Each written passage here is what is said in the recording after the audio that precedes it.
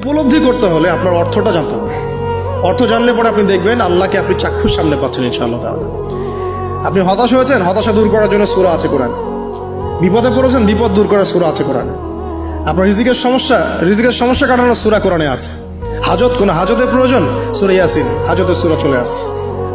অসুস্থ হয়েছেন, শেফার সূরা কোরআনে আছে। বা কাউকে জিন টোনা করা হয়েছে, বান টোনা করা হয়েছে, ওর শেফাও কোরআনে আছে।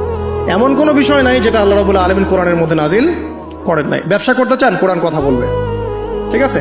আপনি সামাজিক বিষয়ে ডিল করতে চান, সূরা হুজুরাত কথা বলবে। আপনি ইতিহাস ভালোবাসেন, কোরআনে ইতিহাস দিয়ে ভর্তি করা আছে। আপনি কাব্য ভালোবাসেন, কবিতা পড়তে ভালোবাসেন, কোরআনের মধ্যে কবিতা দিয়েও ভর্তি আছে। আর রহমান আল্লামাল কোরআন খালাকাল ইনসান, এখানে ছন্দ আছে না?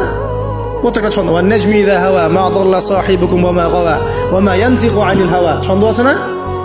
আপনি উপন্যাস ভালোবাসেন, কোরআনে অনেক উপন্যাস আছে। কোরআনে যা চান তাই পাবেন কোরআনে।